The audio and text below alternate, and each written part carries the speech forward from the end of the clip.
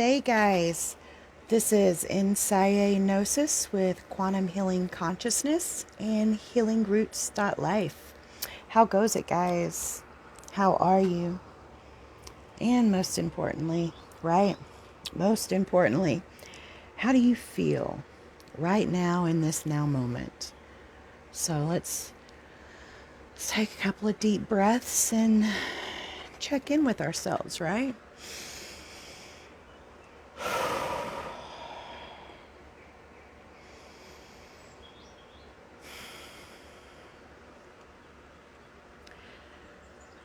What are you experiencing in your now reality, guys? What are you experiencing?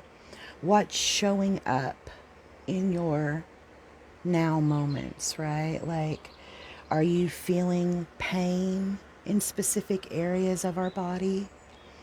Are you experiencing external influence, proximity issues, glitching manipulations, we're going to be talking about quantum healing in this multidimensional reality. So everything is connected, everything is energy. And if you resonate, wonderful. Thank you for being here. And if you do not, no harm, no foul. So clearly, I am not for everyone. So by all means, if you do not resonate, feel free to, discontinue listening, right? So I wanted to talk about, when we avoid conflict and we avoid difficult conversations, we avoid true healing, and few things go away by being ignored, right, guys? That shame, that is pinged so unintentionally, you could say, through varying things, right? Somatic experiencing and polyvagal and all that. So when we hide behind our shame and our skeletons in the closets and we navigate from a sense of, that we have something to be ashamed of, even that just, creates this magnetic polarization, you could say, where we are pulled unconsciously in that direction of wherever our shame is aligned. So it's the gaps in our electromagnetic field, our energy field, through which we are susceptible and malleable to external influence, manipulations, and narcissistic projection, guys. So are you being triggered by something or someone in your external reality? Pay attention. Pay attention to these triggers, guys. So this is pinging a trauma fault line within you that's still in need of unconditional self-love, self-awareness, self-forgiveness, and integration. All right? So, but what is a trauma exactly? Trauma is an experience or pattern of experiences that impair the proper functioning of a person's stress response system, making it more reactive or sensitive, in the words of Dr. Perry. I love how Till Swan can relate to trauma as, having an emotional need. And in that moment, having no way to self-soothe or, give to ourselves what we need emotionally in that time that the trauma was, taking place. Like, and we can equate this to like a furbering baby, someone who, say you're an infant child and, your mom is young and she kind of, the best of intentions, right? All parents, we have the best of intentions, but we create traumas in our children. So let's say you're an infant child and you have a dry diaper and you've just been fed and burped, but maybe what you need in that now moment is human touch. But your mother or father or whoever your caregiver is has no way to know that, and maybe they were taught to allow you to cry it out, that just creates trauma, from infancy. So then we start navigating through and perceiving through these trauma lenses. So are you operating via anticipatory stress mode?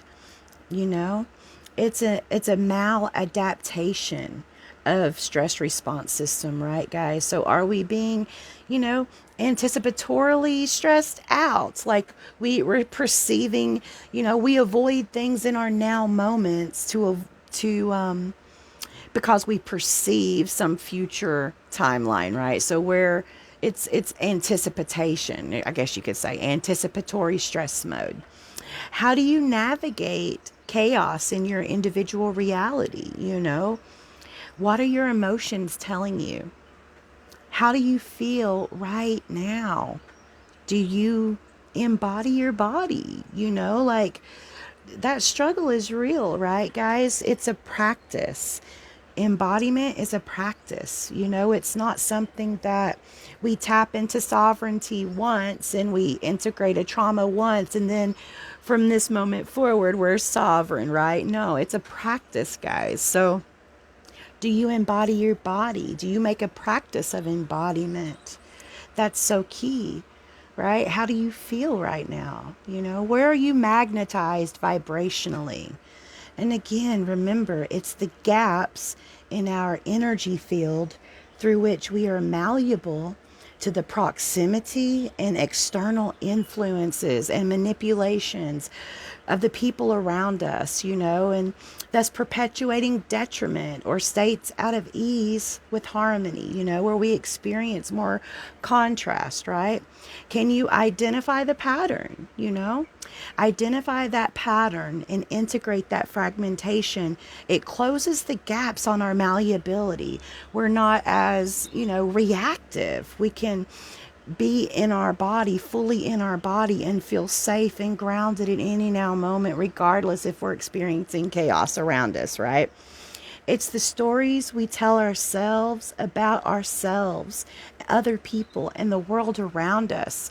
And it's the meaning that we assign to those stories. That'll either line us up to more joyful experiences or we're perpetuating more detriment, chaos, and contrast in our life. So, what stories are you currently telling yourself?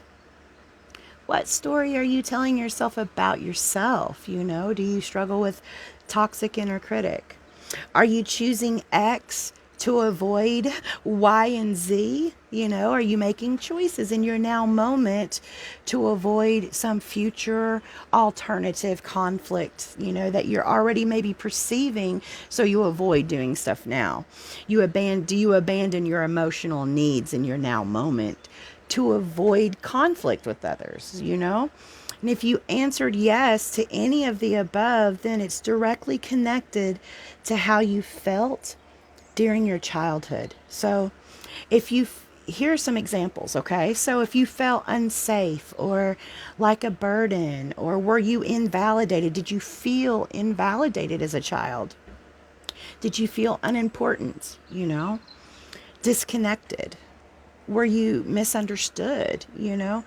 Did you and do you feel unworthy of love? Do you feel like you're not good enough?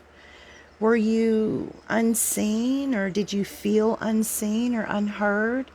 Or did you feel like you were inherently defective? Like I grew up in a, Southern Baptist small community, right? Like very fundamental religious type households, and I felt as the firstborn only daughter, I just based upon what was being mirrored to me in my external reality, I didn't want to grow up to be a martyr, right? Like I was seeing my mom, I perceived my mom as the martyr, but also that I should be inherently ashamed just for being a woman and for having a female body, and the stories that I were taught, to grow up in fear mode, right? So, and remember, we see in other people what we cannot perceive in ourselves, guys. This is Carl Jung and the Art of Projection 101. So, what are we perceiving in other people? I always think in neuroscience, right? Mirror neurons. We all have these mirror neurons, right? And we do as our, as parents, we're like, do as I say, not as I do. But when we're children, we do as our parents do, right? We emulate because of these mirror neurons. When you're feeding your infant child, right? You're playing airplane and you go to stick that spoon in your baby's mouth. What do? We open our mouth, right? Because the child sitting in front of us emulates what we do. We open our mouth as we're trying to feed our child so that they see to open their mouth. And that's just, one example. So people show us who they are via their words, their emotions, their behaviors, their actions, even inactions, guys, even inactions. So, as well as we show the world and people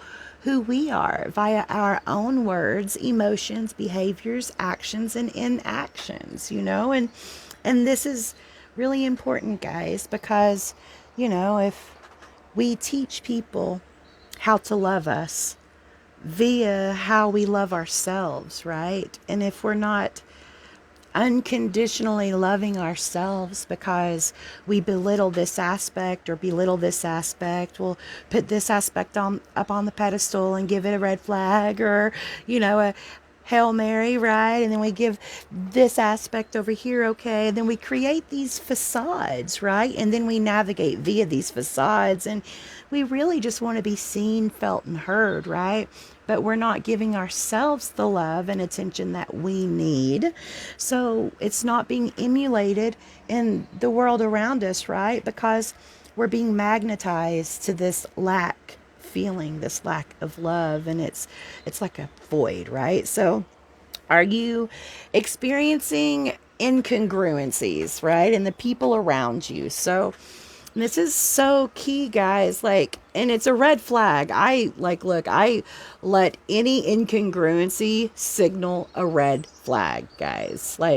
So if I'm walking in my sovereignty from an energetic alignment with unconditional self-love, from a space of my integrity, and if I'm setting boundaries or my very beingness or my boundaries triggers someone outside of me, then that triggers is theirs to integrate, not mine to auto accommodate to, or not mine to minimize my shine or minimize some expression of myself to avoid conflict, to avoid triggering someone.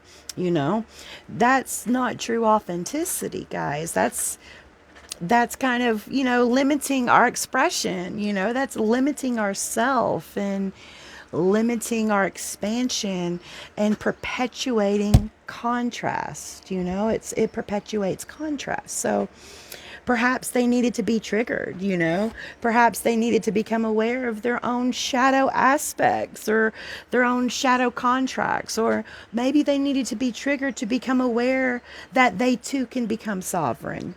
Either way, it's do you boo, right? No obligation is applied except for the obligations that we have with ourselves, guys, and our needs in any given moment. So if I'm walking in my integrity, I would not do or say anything intentionally untoward with some malicious undertone. That's period. That's not who I am, right? So that's the difference between unconditional self-loving sovereignty versus ego-fueled, survival-driven self-preservation, And if we're navigating and anchoring via self-preservation, then we're definitely anchoring from a sympathetic nervous system dominance, and that's stress and worry and fear and anxiety. And I don't know about you guys, but that shit don't feel good to anchor into, let alone feel good to feel. So what's the difference between these two dichotomies, right? Between unconditional self-loving sovereignty or ego fueled survival driven self-preservation. What's the difference between the two? And how do I tell? What helps me discern? Incongruency, okay? Energetically speaking, the difference between those two dichotomies is incongruency. Incongruency speaks volumes, guys. Pay attention to incongruent behaviors and energy. Pay attention if you are being incongruent, incongruent meaning out of alignment with mind, body, heart, coherence, right? Incongruent. Say one thing, do another. Are the words that are being spoken in vibrational harmony with the body language, with their micro expressions, with their unconscious emotional baselines? Like personally speaking, I feel intent in my physical body, it's clairsentience. I feel someone's intent in my physical body. So to me, incongruencies, they feel very, very off-putting. It's a big signal for me to begin creating space in that now moment, meaning my sovereignty supersedes someone else's chaos, emotions, wants, and needs. Period. Let me repeat that, guys. My sovereignty supersedes someone else's chaos, emotions, wants, and needs. Period. For my own mental, emotional, physical, spiritual well-being, I choose my sovereignty daily. Daily.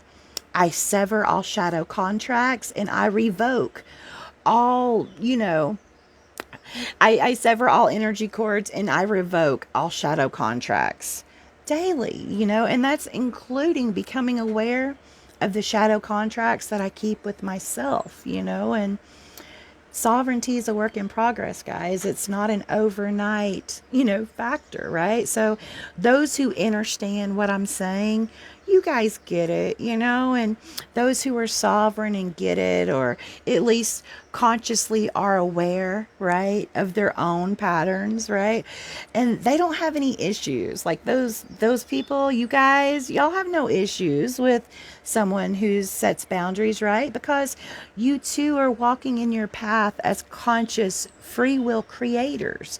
And you guys know unequivocally, right? Our choices are for our life, right? And what's best for me in my life is best for me in my life, right? What's best for you in your life is best for you in your life. Yada, yada, vice versa, right? So those who are easily offended, however, by our choices for sovereignty, those guys, they tend to internalize. So, and you know what I'm talking about if you've set a boundary and you've had a friend internalize, right? Because bitterness fuels animosity, which fuels survival mode, which fuels stress, anxiety, worry, which straight the fuck up pulls us out of harmony with our own well-being. So are we auto-accommodating to someone else's need to avoid conflict, thus, perpetuating bitterness within ourselves, right? And avoidance of conflict, unfortunately, it perpetuates the energy on a subconscious level. And that energy, suppressed or bypassed, will appear in other arenas of your individuated, subjective truth and reality. This is quantum physics 101. Okay, guys? Like, it truly does help knowing where you are innately malleable and open to external influences and manipulations. And knowing where your true authority lays, guys. Like, the human design is a wonderful tool for this, right? So are you navigating your reality from the sovereign state of your signature allowing your true authority to aid in your decision making. For me, that looks like my signature. Am I anchoring in satisfaction, navigating my reality via the lens of my sovereignty, allowing my authority to make my decisions for me? And I'm an emotional authority. So what that looks like for me is I need 24 hours, and I need to give myself the space and time to feel it out and to make a decision that's in alignment for what's, my own well-being, right? I need to make it from a space of neutrality. And so I need 24 hours. Other people are different. Some people have a splenic authority. Some people have a sacral authority. Some people can make a decision in the now moment, right? And what's best for them and their true authority. But everyone's different. So for me to feel like I'm navigating via my sovereignty, I've got to give myself that time. Are you choosing or chasing? Choosing or chasing, conscious or unconscious. Either way, we are always manifesting, guys, albeit beneficial or detrimental, right? So are you consciously choosing your creations from an energy of your free will sovereignty? Or are you making choices in your now moments in resistance to what you truly want, desire, need, or feel, because that's what's good, or that's what you've been programmed to see as good, within you? That's what you've been programmed to do, right? To serve other before you serve yourself. So that, or because of, yada, yada, yada. What story are you perpetuating, right? So do you resonate with the struggle to navigate via the victim, aggressor, savior paradigm, And hey, I'm speaking as someone who has placated all parts. So, I've been a victim in domestic violence, and experienced extreme brutality for many years, mental, emotional, physical, sexual abuse, but I've also played the aggressor, right? And done the exhibited covert narcissistic tactics, right? While placating this savior paradigm. I'm a healer, I'm an empath, I was the victim, and let me heal you, I'm here to heal the world, and yada, yada, yada, without even looking at giving myself space, right, to heal, without even looking at putting myself in the equation, giving myself the love that I need, right? Because I was stuck in that paradigm of victim, aggressor, savior, even perpetuating childhood trauma in my own children just because of my own emotional unintelligence, right, guys? Like, I was so polarized. So do you resonate? I'm going to read off. Are you familiar with the 4F stress response? So I talk about it a lot. It's taken from the book Complex PTSD, From Surviving to Thriving by Dr. Pete Walker. And he speaks of the 4F stress response as like defense mechanisms, you can say. So it's fight, flight, freeze, and fawn. They have positive and detrimental characteristics. So I'm just going to list off some of the characteristics, and let me know if any of this resonates with you guys, or just think about it, and see if any of this hits home, right? So the positive characteristics of the 4Fs, right? So, there's a positive side to it as well, but the fight, so assertiveness, boundaries, courage, moxie, leadership, flight, disengagement, healthy retreat, industriousness, the know-how, right? Know-how, perseverance, freeze, acute awareness, mindfulness, poised readiness, peace, presence, fawn, love and service, compromise, listening, fairness, peacemaking, The detrimental characteristics of the 4F stress response defense mechanisms are as follows. So these are some traits and some characteristics that we can exhibit when we are triggered, right, via a stress response, and we're polarized, right? So fight, narcissistic traits, explosive, controlling or enslaving, sense of entitlement, type A personality, bully, autocrat, demands perfectionism, sociopaths, conduct disorders, okay, flight, obsessive compulsive, panicky, rushing or worrying, which is really just outrunning pain, drivenness, adrenaline junkie, a busyholic, a human doing, not a human being. I so resonate with that, right? Micromanager. Do you micromanage? Compelled by perfectionism. Mood disorders, right? How many of you guys have related to or been diagnosed with bipolar disorder or ADHD? Yeah, that's on this flight spectrum. So now when we look at freeze, so we've got dissociative. I spent many years, decades in a dissociative state.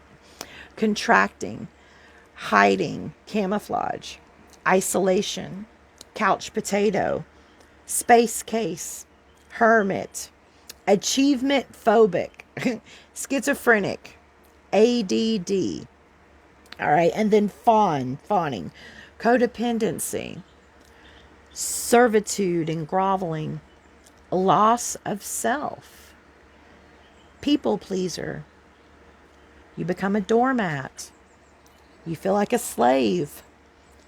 Social perfectionism, domestic violence victim, and parentified child. So if you resonated with anything on that list, those are just some things that you can look at as far as if you're feeling triggered, right? Or if you're dealing with a trigger, or if someone outside of you is exhibiting any of these traits or characteristics, guys. It just gives you an idea of how trauma is so intrinsically different and unique to every single soul, and it's not up to us to auto accommodate someone else's needs, wants, feelings, or whatever.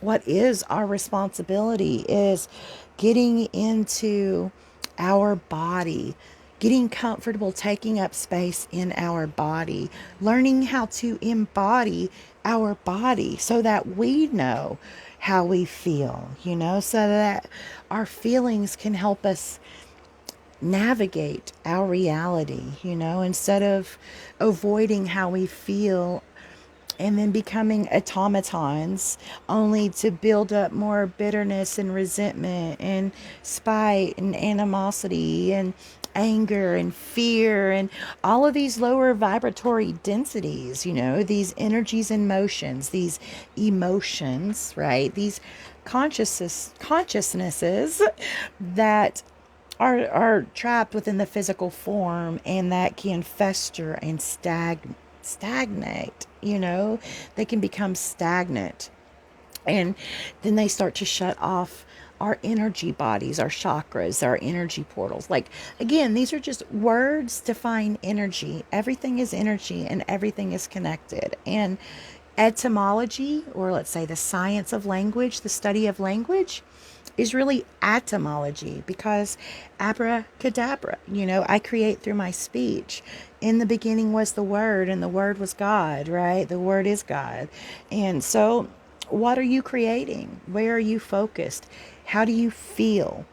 And if you're just kind of beating your head up against the wall, having one contrasting experience after another, then perhaps it's directly connected to an unhealed wound within you, an unhealed trauma within you that's laying dormant, that's saying, hey, look at me, feel me, heal me, integrate me, and if you don't know where to start or how to begin, then hit me up.